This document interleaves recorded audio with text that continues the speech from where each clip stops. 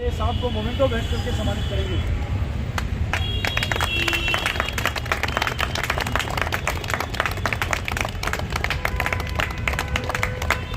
जैसा ये काम कर रहे हैं वाकई बहुत सराहनीय है, इतना सराहनीय है, जरूरत से ज़्यादा सराहनीय है।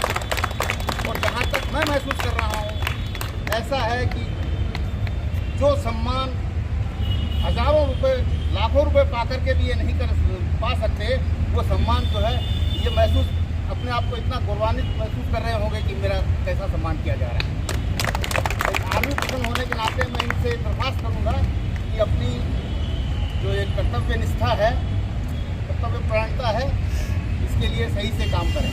जहाँ तक मेरा जो इनके लिए सुन रहे हैं, जो मेरे विचार हैं, ये आदत से अक्खड़, स्वभाव से फक्कड़, दिल के साफ, दिमाग के दुरुस्त, भीतर से कोमल, बाहर से कठोर, वक्त के सामने वीर, भेषधारी के सामने प्रचंड, जाति से वंदनीय, कर्म से वंदनीय, बाहर से नारियल की तरह कठोर और भीतर से इनका हृदय लबालब रस से भरा हुआ है, क्योंकि ये बहुत अच्छे काम भी कर रहे हैं।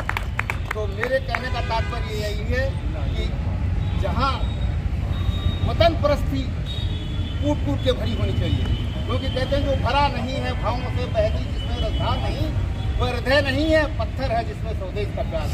तो मातृभूमि के प्रति इनके दिल में जो प्रेम है, जो इतना गहन कि हर एक की भलाई के लिए जो काम कर रहे हैं, पूरा डिस्ट्रिक्ट जो है ना वो इनके लिए जो है बहुत ही अच्छी कामना कर रहा है। ये अच्छे काम करते रहें, हमारी शुभकामनाएं। ये जो बुजुर्ग से लेके जवान तक ये जो महानुभाव आपको बैठे दिखाई दे रहे हैं सिविल ड्रेस में, ये किसी वक्त सेना की उन रेजिमेंटों में और कंपनियों में हथियारों के साथ ऐसे डटा रहा करते थे कि दुश्मन सैनिकों के इनको देखने मात्र से पसीने छूट जाया करते थे।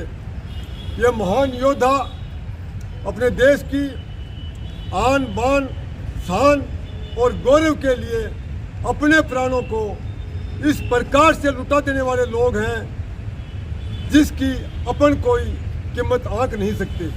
मनुष्य के लिए सबसे बड़ी उसके प्राण है, उसकी जान है सबसे बड़ी चीज़। ये उसको हंसते हंसते ऐसे देश पे लौटा देते हैं कि एक आदमी उसकी कल्पना भी नहीं कर सकता। इन लोगों ने, ये मेरे सब साथी हैं, मेरे भाई बंद हैं, ये मेरी फौज के पुराने साथी हैं। हम फौजियों में क्या है, चाहे वो लक्ष्मणगढ़ तहसील का हो, चाहे सीकर जिले का हो, चाहे वो लास्ट कोने का कोयम्बटूर का हो, चाहे वो JNK का हो, हम लोग सारे एक ही हैं।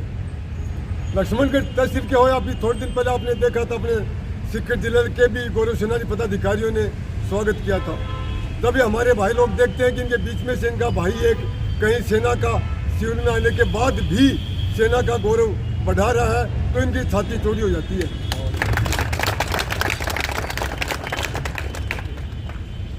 फौजियों को जिस डिपार्टमेंट में भी ये गौरव सेनानी नौकरी कर रहे हैं, तो मैं आपको गारंटी के साथ कहता हूं कि इनके साथ जो दूसरे लोग नौकरी करते हैं उनसे इनके काम की यदि तुलना करोगे तो किसी भी डिपार्टमेंट में हो इनका काम उनसे कई गुना बेहतर मिलेगा।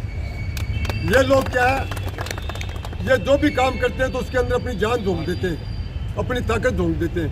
वो झोंकना वो इनके हाथ में नहीं है, वो इनकी फितरत है।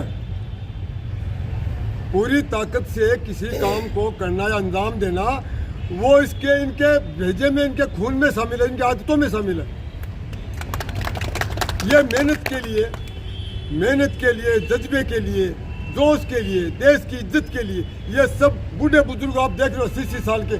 मैं कहता हूँ कि भारत सरकार आज भी इनको मौका दे तो ये चाहे लाठी से चढ़ना पड़े, ये बॉर्डर की तरफ चढ़ने को तैयार रहते हैं।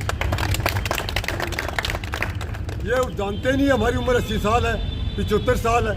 ये मैं सच कह रहा हूँ, हमारे को मालूम नहीं रहता कि हम 80 साल के। हमारा जो जज्बा ना वो बॉर्डर की तरफ ही रहता है हमेशा, हमारा ध्यान बॉर्डर की तरफ ही रहता है। हम रहते हैं अपने अपने गांव में, अपने अपने घर में, लेकिन हमारी नज़र 24 घंटा देश के बॉर्डर पे रहती है कि वहाँ क्या हो रहा है, दुश्मन राष्ट्र क्या कर रहा है, हमारा राष्ट्र क्या कर रहा है, फौजियों के लिए कौन क्या कर रहा है। सारे सिविलियन अधिकारी नहीं समझते ये बात, इनको कैसे समझाया जाए? लेकिन ये जो इस देश के लिए इन लोगों ने अपनी जवानी, अपना परिवार, अपने बच्चों के जो बच्चों की परवरिश का जो वक्त था वो सब इन लोगों ने देश के ऊपर लुटा दिया था। ये पढ़ करके तो कोई 22 साल में, कोई 18 साल में, कोई 20 साल में, कोई 19 साल में फौज चला गया पढ़ते पढ़ते। जब वहाँ से लौटा तो उसकी जवानी ढल चुकी थी।